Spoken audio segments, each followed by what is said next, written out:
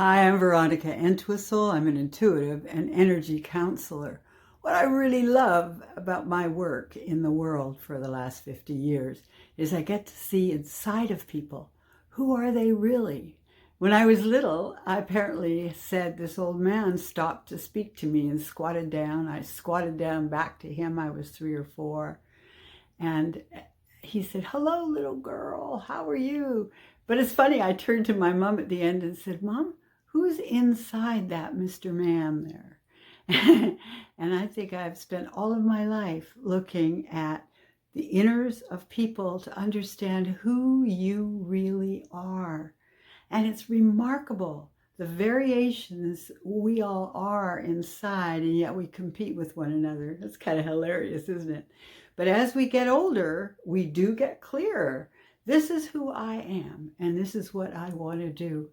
And I'll bet your bippy, a good old line that was, that you're still thinking of things that you want to be as you get older. And I'm raring to go with that. I wrote a book years ago called My Near Life Experience. Everybody was talking near death. And I said, I was looking for who I really was and going through all the memories and so on of a bunch of screwed up moments I've had and so on. We have all done that. And I had quite a lively experience writing the book, My Near Life Experience. And now I want to write one called, What Do I Want to Be When I Grow Up? Because I'm headed to that in my 80s. I'm headed toward that, probably toward the end of it. Although I heard there's some great novels and plays being written by people in their 90s and maybe even 100. So we're not in a rush to say, okay, let's quit on that whole world thing. But who do I want to be when I grow up? I would love to be realized. I'd love to take out those doubts in me and really center on what I really am and what I want to be and what I am proud of in myself.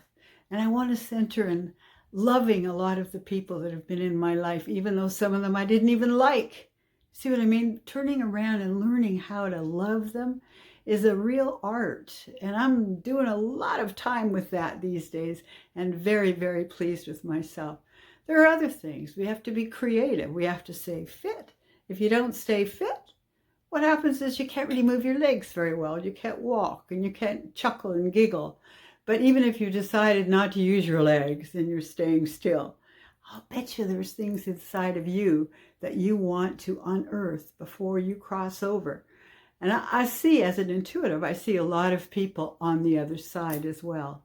So to me, there's a continuity that is very, very precious to you and I. That's where we get our soul's journey and the meaning of our lives. And, well, a lot of the meaning of our lives comes up through here and through the people you're related to. But I'm saying aging is actually, what would we call it? It's actually I was thinking it's like a wishbone. It's very magical. And you have to pull on it. You really have to be in it. And you have to grab hold of it by the small hairs and let yourself have at it. I like to go to the mirror and say, what kind of experiences did I have in my life? Let's look at the lines on my face. All right, I'll talk to you again. Much love, Veronica.